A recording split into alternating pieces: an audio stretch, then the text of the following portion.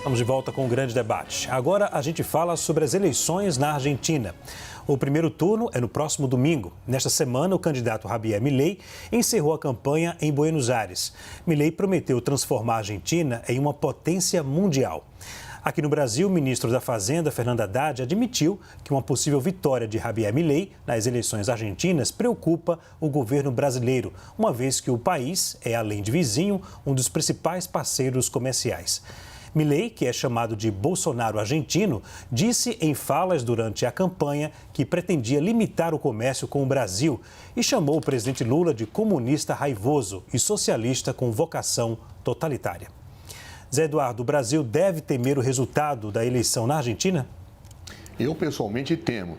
E tem uma explicação do porquê eu temo. Na verdade, a Argentina se encontra numa situação muito ruim após governos de todas as forças políticas que tinham um assento no cenário argentino. Então, nós tivemos governos de centro-esquerda, como o da Cristina Kirchner, tivemos governos neoliberais, como o do Macri, e a Argentina, governo após governo, foi atolando. Nestas horas, há um problema delicadíssimo. Qual é? É a busca desesperada da população por outsiders, por pessoas que não têm um compromisso institucional.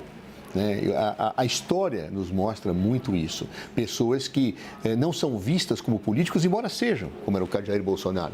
Estava lá no Congresso Nacional há anos, mas era visto como alguém que estava fora do sistema. Então, diante do sistema não resolver, da democracia tradicional não resolver, eu penso em outsiders. E este é o risco que a Argentina corre hoje. Porque, objetivamente, o candidato fala em extinguir o Banco Central. Claro, eu não estou falando de discutir autonomia, estou falando que ele vai querer extinguir. Ele se define como uma pessoa que defende o capitalismo, o liberalismo de forma até anarquista. Ou seja, traz temor muitas declarações que ele efetivamente coloca. E quando um chefe de Estado não toma cuidado, inclusive para dialogar com seus principais parceiros, fazendo uma seletividade ideológica, tipo Lula é comunista, etc., eu temo profundamente. Você veja, o Brasil tem excelentes relações com o Uruguai, que hoje é um governo de direita, com outros governos de direita. Agora, esta radicalização que efetivamente está colocada na Argentina, ela traz preocupação não apenas ao Brasil, mas eu acho que traz uma preocupação em relação à estabilidade da própria Argentina e nas suas relações que tem com o mundo. Esse tipo de radicalismo, ele só faz um desserviço institucional, ele só faz um desserviço, efetivamente, à própria institucionalidade dos Estados de Direito. A Argentina é um Estado de Direito, claro. E quando você tem alguém que corre por fora da institucionalidade, que começa a pensar em golpes, que começa a conclamar contra os poderes constituídos situações, isso é extremamente preocupante. Nós vivemos nos Estados Unidos algo parecido com Donald Trump. Nós vivemos no Brasil algo parecido com Jair Bolsonaro. E temo vivermos uma situação até mais radicalizada ainda, se realmente não forem bravatas, alucinadas o que fala o candidato que pode vencer as eleições. Realmente há que se ter muito temor do resultado das próximas eleições na Argentina. Caio, há motivos para se preocupar com o resultado eleitoral na Argentina? Sim, especialmente se o candidato da esquerda permanecer no poder. Afinal de contas, ele é ministro da Fazenda, de uma economia aí que vai solapando, a dignidade do povo argentino, um percentual gigante da população já na linha, abaixo da linha da pobreza, e também vítima de uma inflação que supera aí os 150% ao ano. Eu discordo na análise do Zé, uma questão factual, tirando esse período de 2015 a 2019, do governo Macri, que era um governo de aspiração liberal, mas que implementou muito pouco dessas políticas, tirando esse respiro, que foi mal sucedido, é preciso reconhecer, a Argentina vem sido governada pela esquerda nos últimos anos, nesse século, pelo menos, pelo peronismo, que é o populismo deles lá, é o equivalente ao lulopetismo deles. Então, acho que a nossa preocupação tem que ser com o quadro atual da Argentina.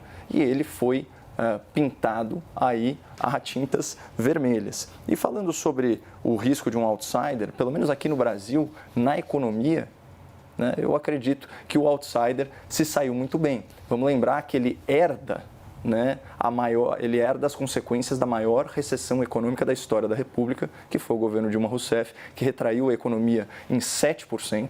Isso é sem precedentes e depois foi um recorde que, graças a Deus, nunca foi alcançado, com juros né, na casa dos 2 dígitos, inflação na casa dos 2 dígitos também e desemprego na casa dos 2 dígitos.